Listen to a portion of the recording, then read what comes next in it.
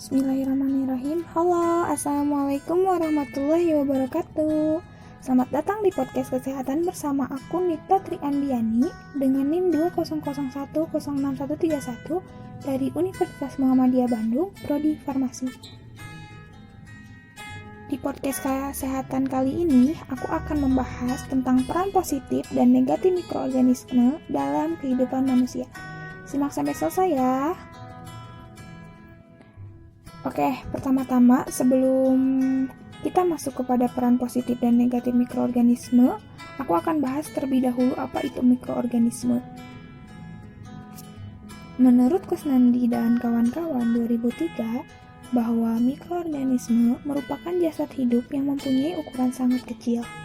Setiap sel tunggal mikroorganisme memiliki kemampuan untuk melangsungkan aktivitas kehidupan, antara lain dapat mengalami pertumbuhan, menghasilkan energi, dan bereproduksi dengan sendirinya.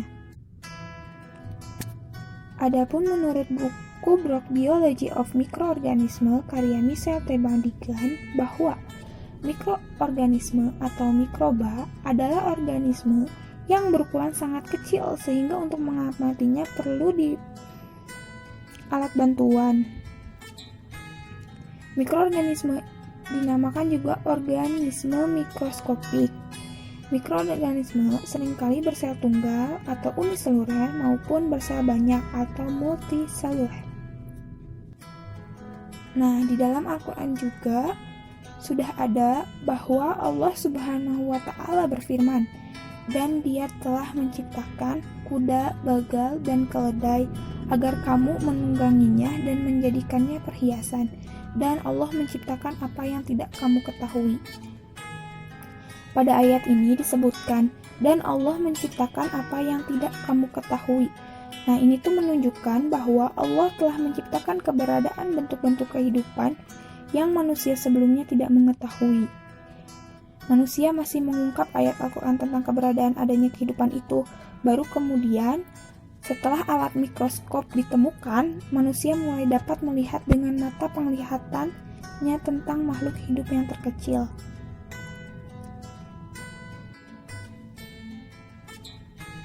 Makhluk hidup yang terkecil yang tidak kasat mata itulah yang sering disebut mikroorganisme. Mikroorganisme ini tersebar di seluruh bumi. Penghuni bumi ini 20 kali lebih banyak dibandingkan spesies yang masih dalam kategori binatang. Mikroorganisme ini juga terdiri atas bakteri, virus, jamur, alga, dan akarina, atau tungau dan pinjal. Keberadaan mereka pada jejak serta-merta kosong tanpa jasa. Mereka termasuk unsur penting dalam kesinambungan kehidupan di bumi. Nah, itu tadi penjelasan singkat tentang mikroorganisme.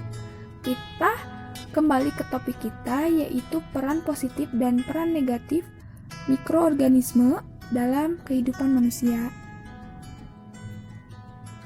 Nah, di sini aku akan menjelaskan dulu peranan yang negatifnya terlebih dahulu. Nah, yang pertama itu ada penyebab penyakit, yaitu contohnya misalkan Streptococcus pneumonia, penyebab pneumonia, dan Corynebacterium diphtheriae, penyebabnya difteri.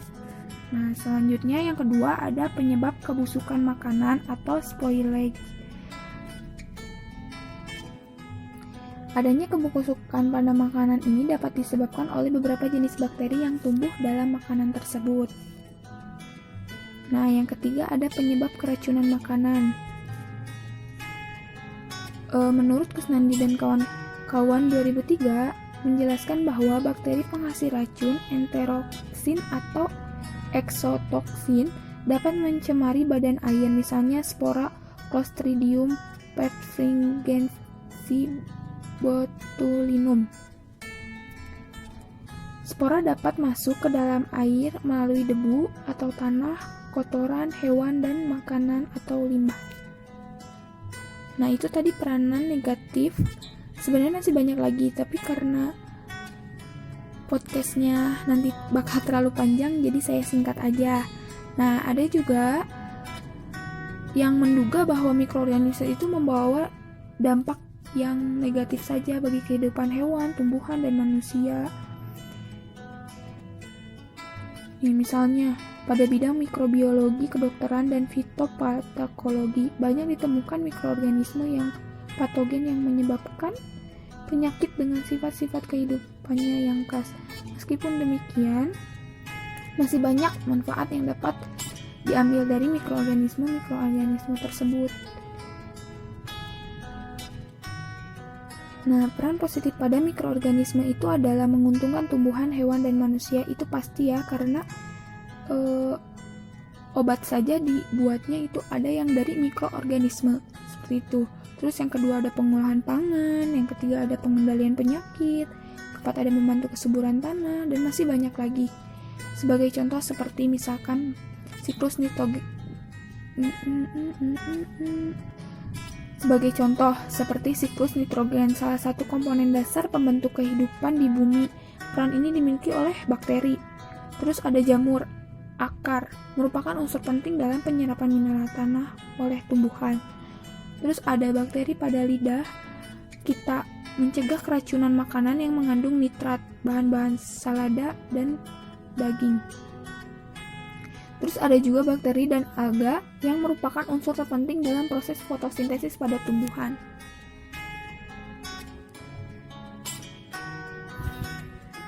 Nah, itu tadi sekilas pembahasan tentang peran positif dan negatif pada mikroorganisme. Sekian podcast kesehatan kali ini. Mohon maaf bila ada kekeliruan. Kekeliruan hanya datang dari diri saya sendiri dan kebenaran hanya datang dari Allah Subhanahu wa Ta'ala. Terima kasih telah menyimak podcast saya. Bila ada tambahan atau kesalahan mohon dikomen di bawah ya. Wassalamualaikum warahmatullahi wabarakatuh.